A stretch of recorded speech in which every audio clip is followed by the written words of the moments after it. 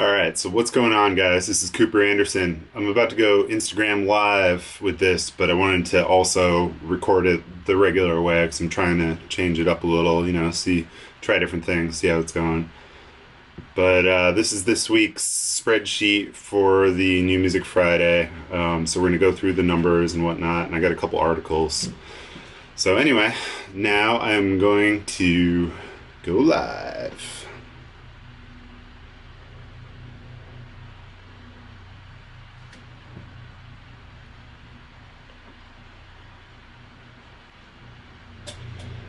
Hey, what's happening? This is Cooper Anderson. Trying something a little different today. Just gonna go through the charts like I usually do on IGTV, but you know, uh, for time's sake and for you know, changing it up's sake, I'm gonna do it this way instead.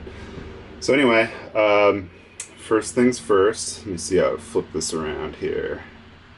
All right, so there's the charts for this week. So I got some headlines. Woodstock 50 releases all the artists from their contracts after the Maryland announcement. So what the Maryland announcement is that basically they're going to have the Woodstock 50 concert at Watkins Glen, but then they couldn't get the permits. So they basically had to move it to somewhere where they could get the permits to do the show, and that was Maryland, which is 350 miles away from Watkins Glen. So they told everybody who was booked that they didn't have to show up. But um,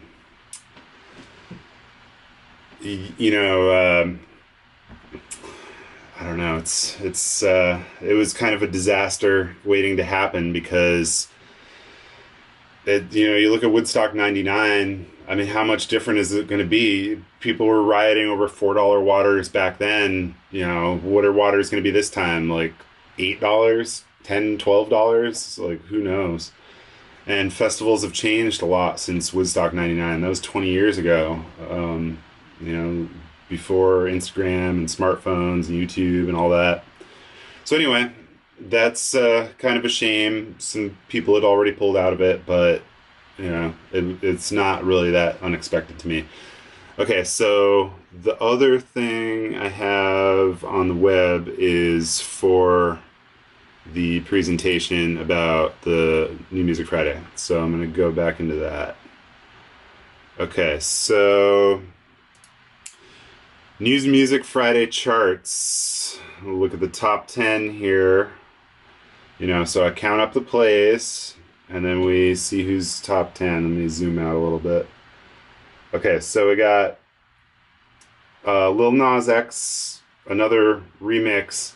But this one was weird because it had 411 million plays, which, I'm tracking it for the first, let's see, Friday, Saturday, Sunday, Monday. So the first 3 full days of plays. And typically the most I've ever seen is, in this 10 million range, like the low tens, mid tens or whatever. Maybe a little more. I can't remember. I mean, we can look back right here. Excuse me.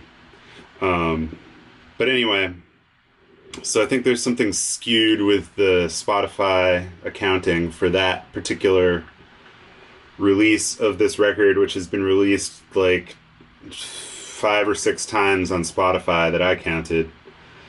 So anyway, so I went on YouTube and I counted the plays on there, and this was only 7.3 million views yesterday.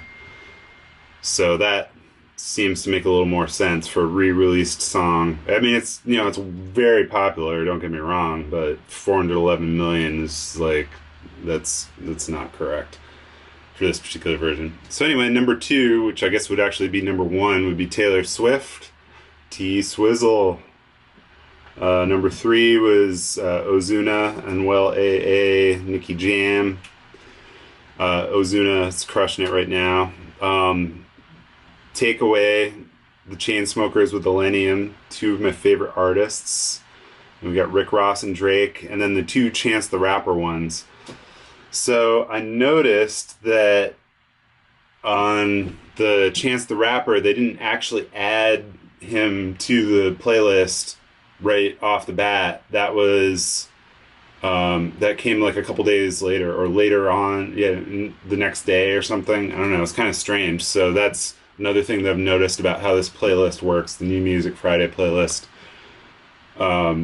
Anyway, once again, I'm tracking this just to see how new songs perform, and I'm also tracking the percentage gains so that we can see if you're a new artist how you would compete at, you know, because you're not going to come out and have Lil Nas X levels 400 million right off the bat. You know, you're going to be down here on the bottom at best, which the lowest performer this week was Marley with 31,000 plays. So that's not bad. I mean, it's a good amount, especially for, you know, we don't know. I didn't look it up if Marley's unsigned or what, but it's a good amount of plays. So anyway, other notables, I noticed that Russ released a record. That's the guy, I've seen him on Timbaland's Instagram, and a lot of my producer friends are geeking out about him because he's like, you know, zero to hero kind of thing. DJ Fun Size in the building. Yeah, so Russ has the record. 1975 has a record. And then also Ross Golan, he put out the rest of his album. Where was it? Somewhere on here. He seems to be picking up a little bit of steam. So anyway, so let's look back at the July percent gainers. So from last week, the top 10% gainers were Ozuna, Anuel AA, J Balvin, Daddy Yankee, Comethazine. I don't even know who that is, but that's another one of those 141,000 plays to 674,000 for a 378% gain. That's strong performance. This one here looks like the best for a new artist. 27,000 to 90,000 for a 233% gain. And then we had, you know, some of the other regulars. Shawn Mendes remix. Ian Dior is like a SoundCloud guy. Sam Smith, classic, and Bozzy. All these are really strong performers. But anyway, so that's about all I got for this week. You know, just kind of checking out how the the New Music Friday is performing. So until next week, check me out. I'm going to post this later also with the captions and everything so we can get, a closer look. But all right, thanks for watching.